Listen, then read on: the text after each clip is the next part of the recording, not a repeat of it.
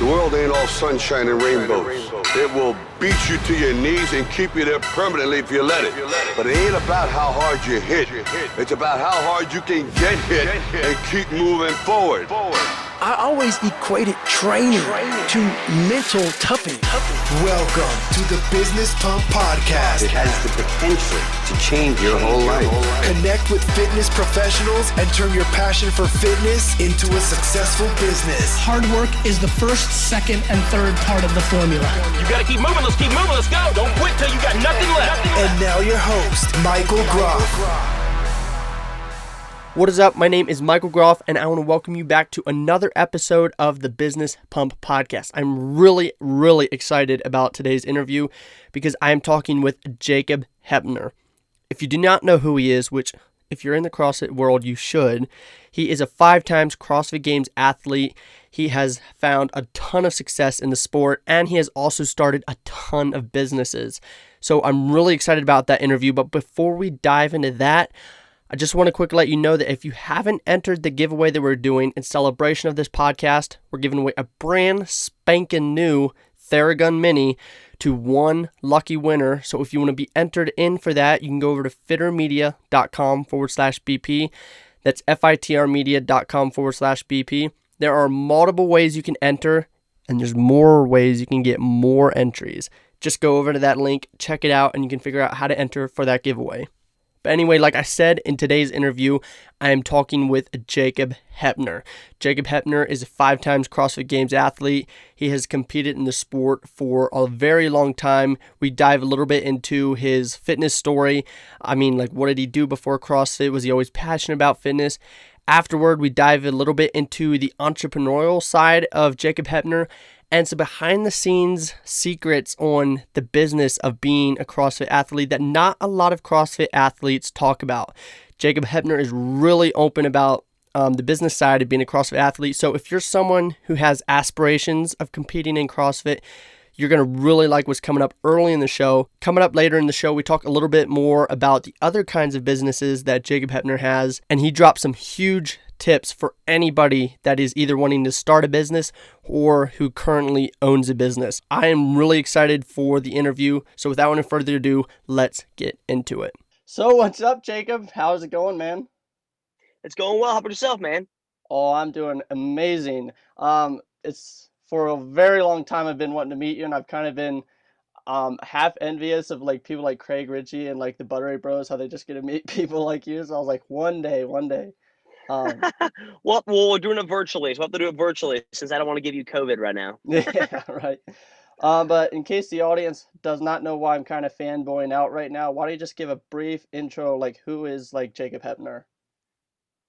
You want me to give an intro myself? Yeah, so like. Oh, okay. Yeah. Been to the games multiple times. That's about it. Probably been to the games multiple times. Have a really cute dog. Live in Kansas. There you go. That's my intro to myself. It's pretty lame. There you go. So you said you've been to the games like multiple times, and I've been following you for a while, and you're like one of the top athletes. Like, were you always that passionate about fitness? Yes. Yeah, I have been always passionate about fitness. I was probably, when I played college football, I was easily one of the most fit guys on the team. Was the most athletic. People need to understand there's a difference between athleticism and fitness, or being fit. But I was easily one of the fittest guys on the team. Just loved it. Okay. So like you said you played college football. When did you make that transition from like college football to like CrossFit? Yeah, I finished out my 4 years in college in 2012 and then made the transition at 2012, from the 2012 playing football to 2013 doing CrossFit. That was my first year at regionals. So. Oh, nice. Yeah. Did you kind of like make it like qualify by accident, or was it like something like you made it a goal and you wanted to get there and like you trained for it? Like how did that go? Yeah, I trained for it. I wanted to go to the games. I think I'd seen, I knew what the games were, wanted to make it there. So I trained to make it there, went to regionals my first year and got 18th at the North Central Regionals. So you qualified for the games. Did you kind of have hopes of CrossFit like being a career path for you, or like how did that play out? Yeah, so 2013, CrossFit was never really a goal as a career path. It kind of turned into that for sure. But unless, because I've been around the sport for a long time, unless you were Rich Froning or someone just winning the games, you weren't making a career path out of it. I mean, you could, but you had to live in your mom's basement, or you had to have someone care for you or pay for you. Like, there was no way for me specifically to train full-time doing CrossFit and still be able to afford the bills at the same time. That wasn't feasible. Even probably 2 years going to the game. So even if you were like, okay, well, could you have done it in 2015?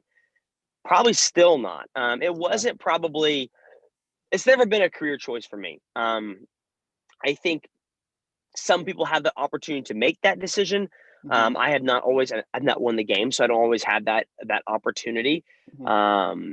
So yeah, that's just my personal opinion. Okay. I know you did a video like on YouTube a little while back, like how much a CrossFit athlete makes or something like that. Would you mind kind of explain that again, like here, like how the business of being a CrossFit athlete is? Because I think kind of the general impression to the average CrossFitter in the gym is like, you guys, you just train all day and like that's your job. Like, how is that? Yeah. So how a CrossFitter makes money is a couple different ways. We make money from competing, number one. So from going to the games and placing, or going to a sanctional and competing. And we also make money from sponsors. There's two main ways of making money. Obviously, more safe and guaranteed money comes from sponsors, because usually those are under contracts. Usually they can be anywhere from 3 years down to 1 year, down to month to month. It really depends on the contract that's given to you, or that you negotiate. And then from the standpoint of winning competition, that's obviously sporadic, comes down to the competition, comes down to the athlete.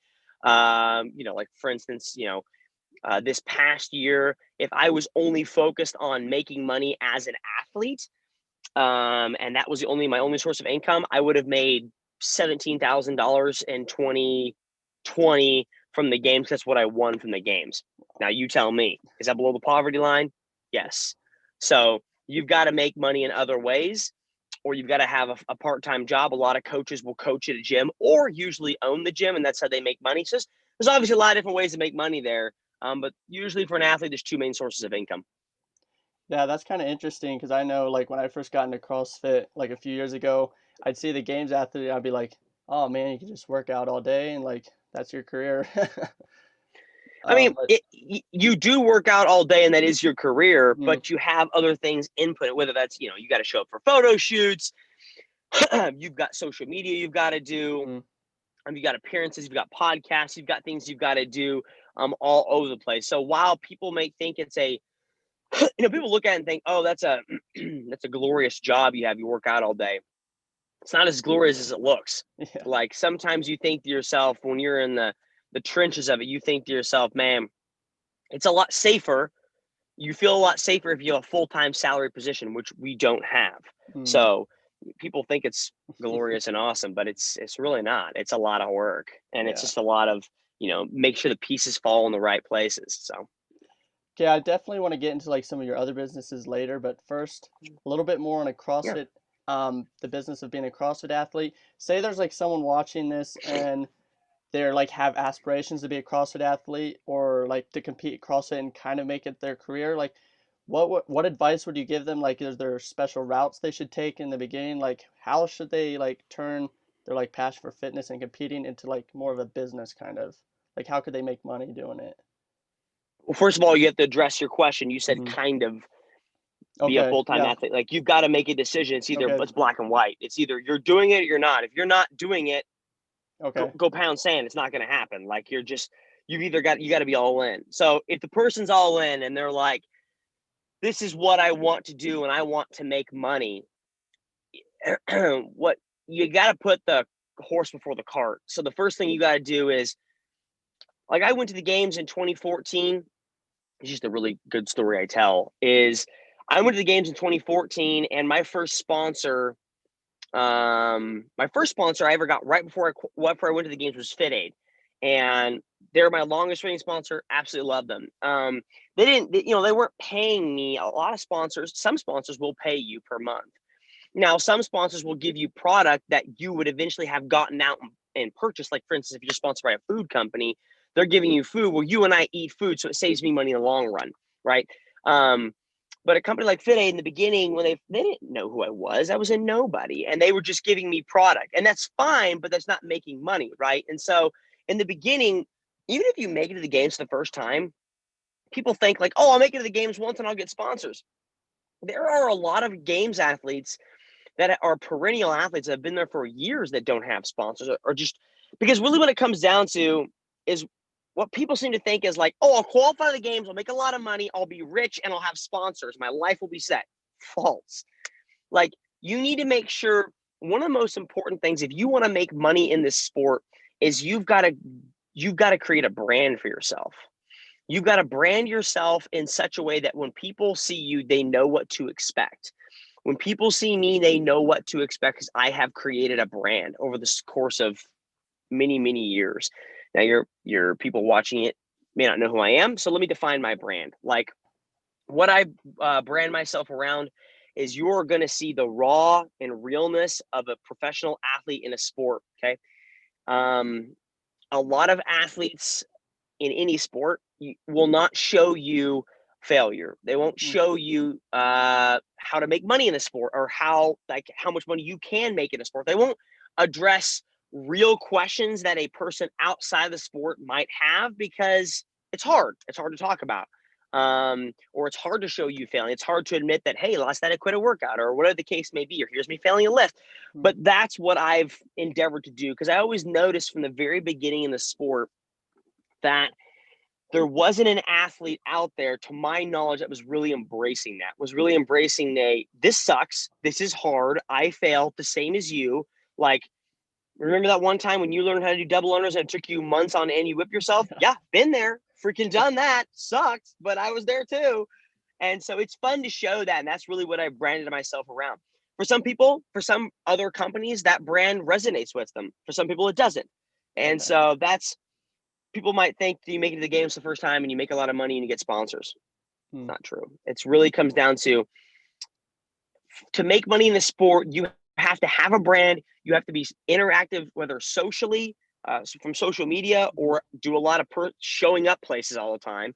And then you've also got to compete in the sport to a degree. Okay. So you talked about creating a personal brand for someone who has aspirations of being a CrossFit athlete. Is that something they could like work on before they even qualify for the games? Like, how would that work? I mean, that's what I did. Mm-hmm. I was posting on social media and doing fun things on social media well before it was probably total crap. I mean, I love scrolling back to my Instagram like years ago. It's like, dude, what are you doing? But you obviously grow and learn things. But yeah, that's something you can work on before you go. I mean, when you go to the games, you want people that are interested in working with you going on your social media and saying, oh, look, there's Jacob Heppner out there competing. Let me see if he has an Instagram. Go on Instagram. Oh, let's see if he's posted recently. What is he posting about? If he hasn't posted in 3 months, why do I want to work with him? It's not worth my time.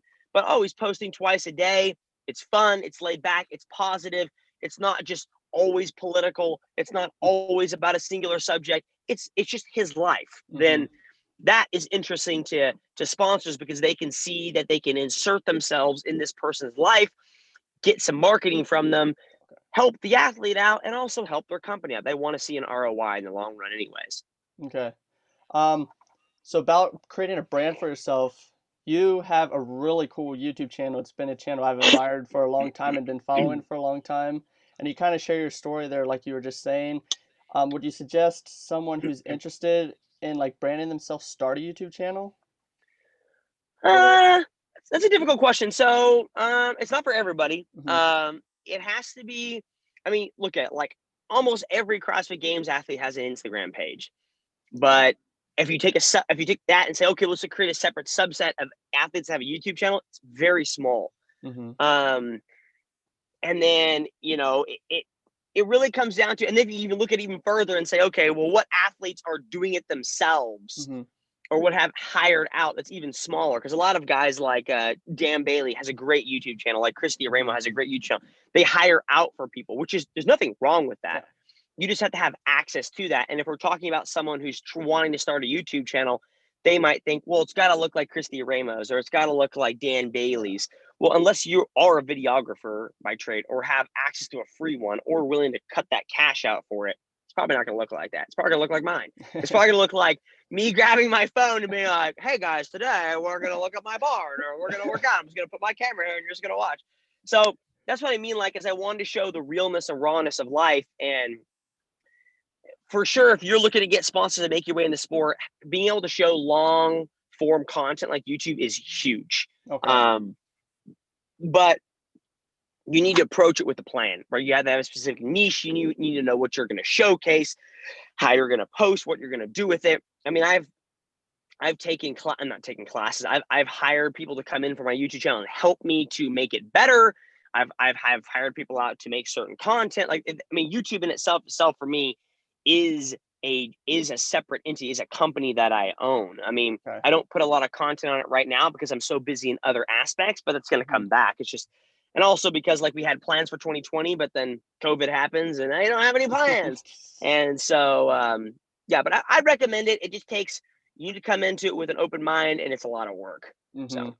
Yeah, I started a personal channel of mine like a year and a half ago, and it was way more work than I thought it would be. Yeah.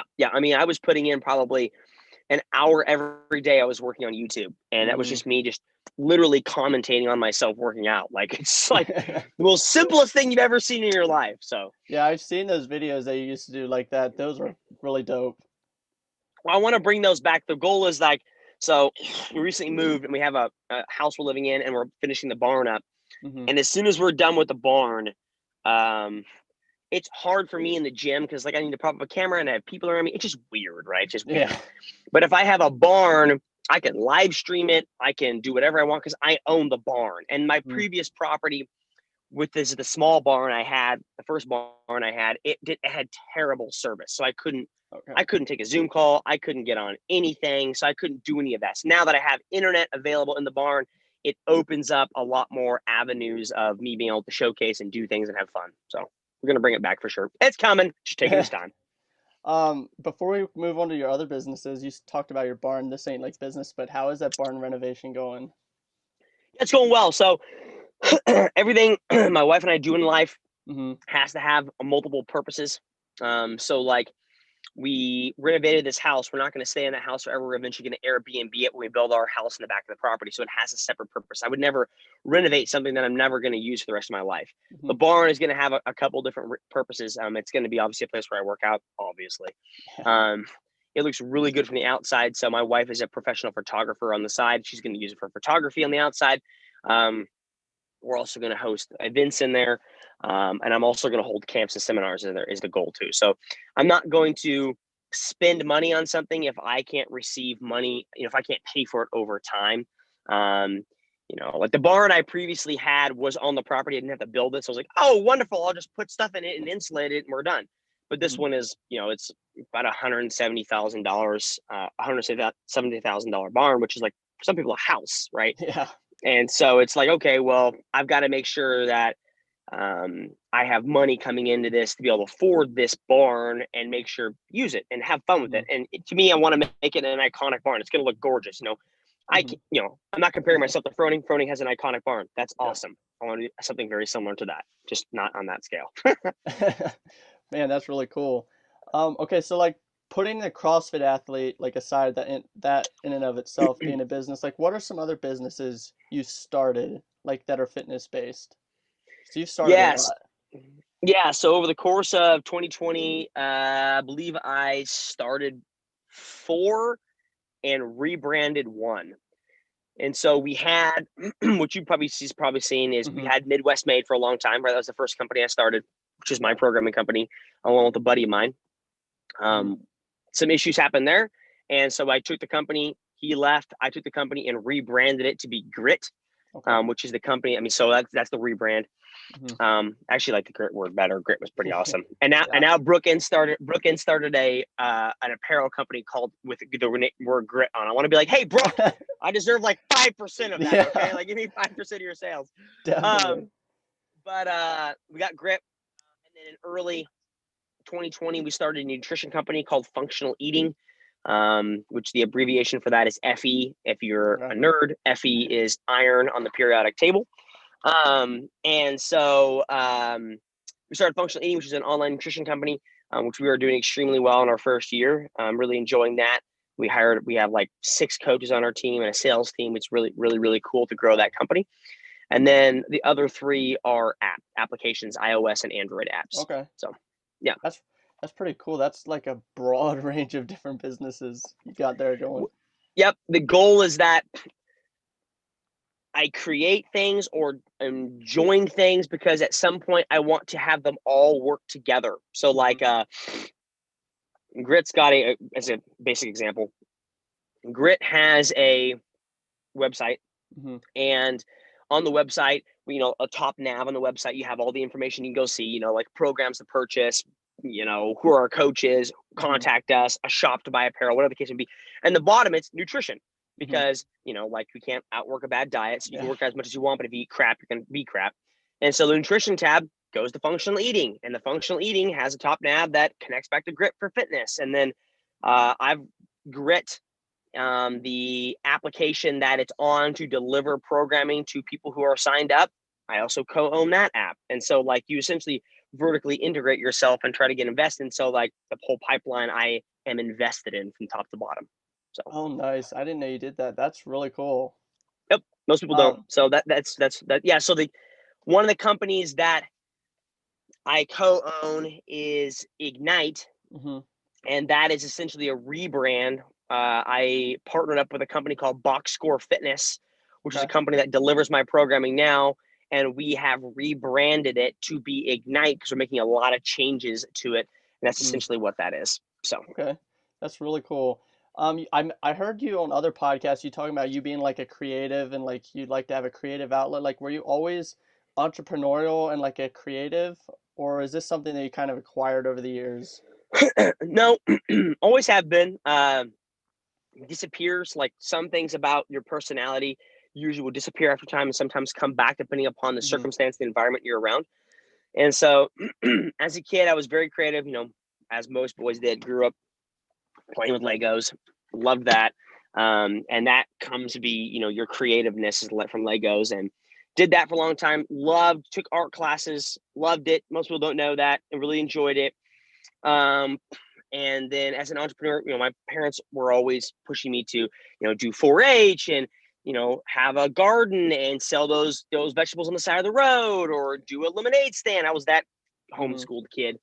And, but then when you go and get a job, you go to college and you're in classes, you get a job and you're sitting at a desk, you forget those things because it's not like an opportunity for theirs. It's not like I can't be an entrepreneur when I'm working for someone else's company. And then over time, when I decided to quit my job and focus on this sport and to do other things, I realized there are avenues and ways for me to use the creativeness I have, or the entrepreneur side I have, to make money and to do companies and I've really enjoyed, like 2020 for me was a really fun, stressful, but fun year to start companies, invest in things, take chances and take risks. I really like what you just said about like 2020, like being the year to like take chances and take risks. Cause I feel like when you see a true entrepreneur is when they see what other people see as like, maybe we should just like, it's all scary and like super risky, but then a real entrepreneur seems to really like take risks during a time where other people like won't. Yeah, like the joke I make the house is during 2020, a lot of people probably sat around Netflix and chilled and just like ball humbug. The world's going into hell in a handbasket, which it probably was. But that was when I was like, you know what? I've got time. I'm going to do these different things. I'm not going to focus on what's going around me. I'm going to do these different things to set myself up for success in the sport for 2021. So for someone who is like, they have a passion for fitness and they have also their entrepreneurial and they want to start a business around their fitness passion, with all your experience in business, like how should they approach that? Should they start a side hustle around it, or should, if they have a good idea, just run with it? And like, what's some tips that you would give as a business owner to someone who's trying to start a business for themselves? As so I, it's very similar to fitness. So Mhm. if you want to be good at fitness, you go find a coach. If you want to be good at business, you go find a mentor. And that's the same thing. So like I have a mentor in my life. Number one, my wife is really good at business. So that's very helpful. But my actual coach on Grit, who actually coaches for me, is very good at business and very business savvy. And so usually if I have any ideas, actually I co-own functional eating with her, and I co-own a social media app with her also that we're going to launch in March.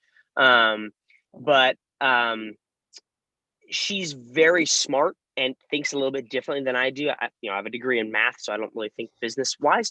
And so it's very helpful for me to find someone like that and ask questions and ask for advice and have her poke holes in things. Because so people usually don't do is right. They think, oh, it's a great idea. And in your mind, it might, I've had lots of fabulous ideas that when someone poke holes in, you're like, oh yeah, that's kind of a crappy idea. Yeah.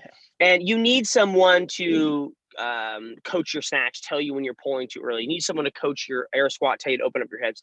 And the same way in business, you need someone to tell you that's a bad idea, or, hey, have you thought about this? Or, hey, I think you should consider this. You need someone in your life to do those things. So usually when some people ask for advice to that, I always say, go find a mentor and just talk to them.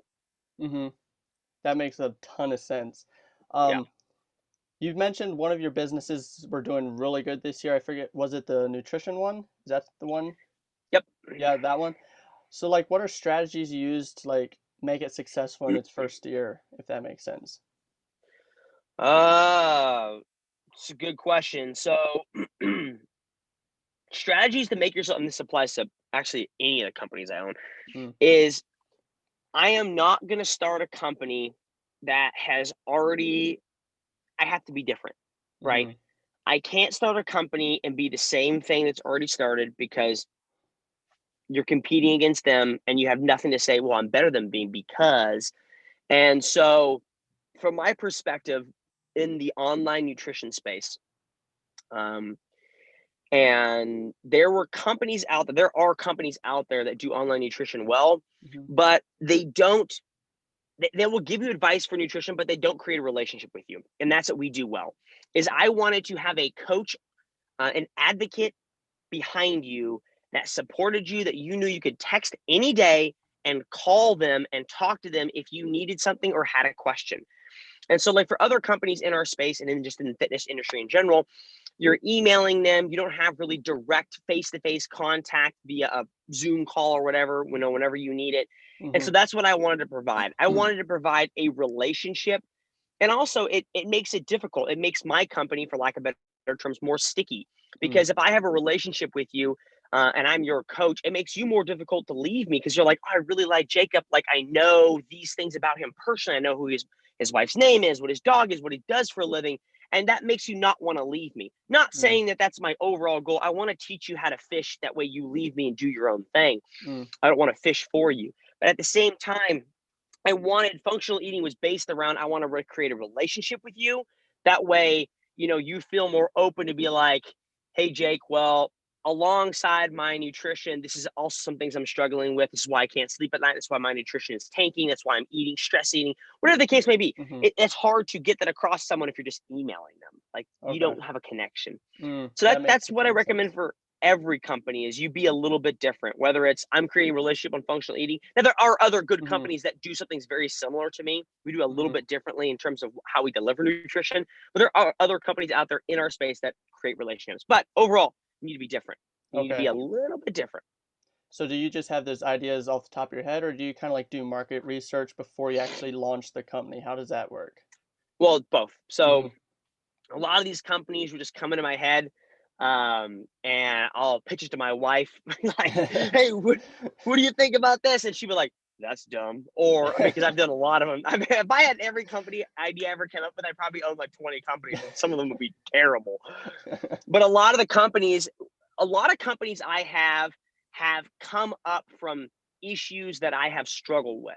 Okay. So for instance, one of so two of them actually. So one of them as an influencer in the space, right? Yeah. But still, as an influencer in the space, I work with companies, and these companies want me to showcase their products in a certain way. And what you don't see is there is a behind the scenes behind that. So like, we'll just take Fit Aid, for instance. Okay. So let's say Fit Aid is launching a new product in March. I don't know, whatever it is. Maybe it's a caffeine induced drink. Yeah. And they have a specific idea of how that product should look in videos or photos from me. So they communicate requirements to me and they say, hey, Jacob, we need you to post this and look something like this. They'll text that to me, right? Or call me and say it to me. Well, how hard is it for me to go back and scroll through my messages, find those requirements, make sure I hit them correctly, or remember our phone conversation? And so there's just a lot of difficulties as an influencer in the space with requirements and posting and when I need to do it and all of these things, because I have other things going on. They sponsor me because of other things I do. And so I've dealt with those issues, and it's not only difficult for an influencer, it's difficult for a company, because as a company, they're like, well, did I communicate that right? Do they have access to it? Do they know that I want them to post today? Like, how do I tell them? And so one of the apps that I created or is going to be launching in March is called Takeover. And that's essentially what that is. It's an idea of a fluid app that goes, so a company signs up, like say Fit Aid has, is paying monthly. They have access to it. They can create marketing campaigns, and then they add influencers to it. And the influencer has a specific app that shows them, this is what I want you to post. This is when I want you to post it. Influencer can take a photo from their phone, upload it. The company can see it, ask for revisions, ask for metadata revisions, whole 9 yards, and then an API integrates back into Instagram, and the company or the influencer can post it right from the app. So it just makes it a simple pipeline, efficient pipeline in between the company and the influencer. So like a lot of good ideas come, that could be a bad idea when it launches, but a lot of ideas that I have come from issues that I've ran into, and how do I fix those things? Yeah, because probably if you're having the issue, probably a lot of other people are having the exact same issue.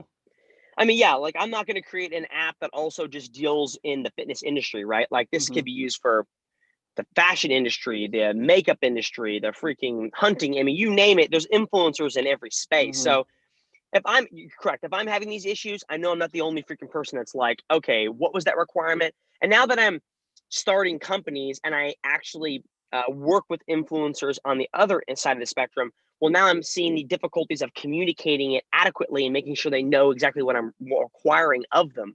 And so I've dealt with both sides of the spectrum, and I'm seeing, okay, there's nothing in between that really helps out. So how do we create something that fits that well?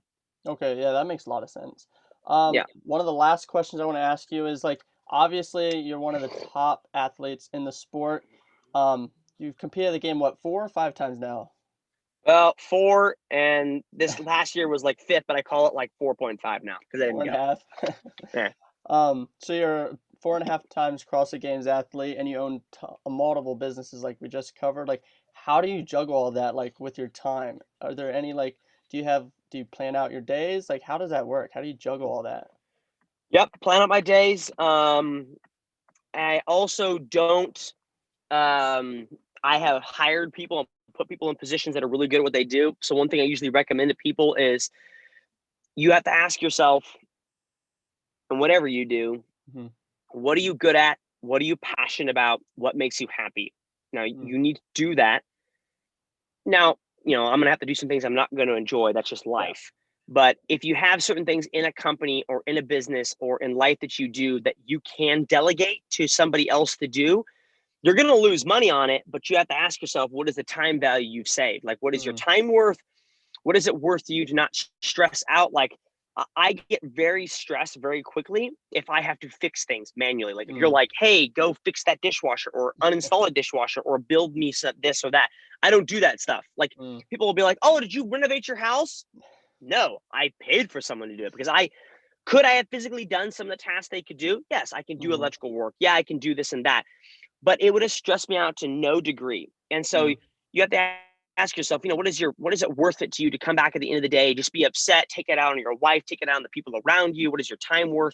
And so from that aspect, for a lot of the companies I have, I'm partnered up. Number one, I'm partnered up with some awesome folks in every company I have, just straight up subject matter experts in what they do.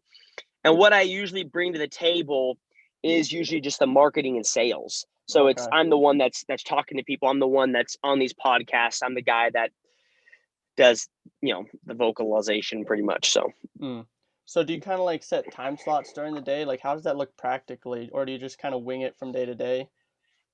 let's talk about the day. Let's take the day, for instance. So today is Okay. a Thursday. It's my rest day. I usually load this day pretty heavily. Okay. Had breakfast in the morning, like 7. Then I got worked on from 8 to 8:30. Did a little bit of work. I have this podcast with you, Yep. and then I have a podcast at 10 in like 10 minutes with a company in the OCR space, obstacle course racing space. Oh yeah. I have a meeting with a gal that runs my social media for a couple of my companies at 11. I have a meeting from 12 to 2 for Stream, one of my companies, a standing meeting. Then I have someone's coming to like take my blood and take my weight for like life insurance for like 30 minutes. They're probably gonna call me obese. And then I have a demo I'm giving at 3, and then I have nothing the rest of the day. So like that's I can't work out today because it's my rest day, but that's in between time slots of working out. Like tomorrow, you get work done. That's just how it works. Like you gotta pay for the bills. So Yeah. Okay, so last question here, and then I can let you leave. If you could go back to yourself either as an entrepreneur or as an athlete, or maybe both, like what's a piece of advice like you would give yourself if you could like go back in time and just like tell yourself something? Not change anything, just tell yourself a piece of advice. Well, I mean, I'd tell myself to invest in Apple. Yeah. Yeah, that's a good question. Well, I'd probably go back to myself and probably start the sport a little sooner. I think the lessons I learned playing collegiate football was invaluable. And I wouldn't change that for the world, but I think starting the sport sooner and having a coach earlier would have been very helpful. Having someone mold me from the beginning instead of being self-taught would have paid dividends down the road. Okay. For sure. That's really cool. So thank you so much, Jacob, for being on the podcast. Where can people find you afterwards? Yeah, you just Google me. I'm around. That's still what I do. I got stuff everywhere, so it's whatever. Oh, cool. Thank you so much, Jacob, for being on the podcast. Thanks, Michael. Have a good day, man. You too.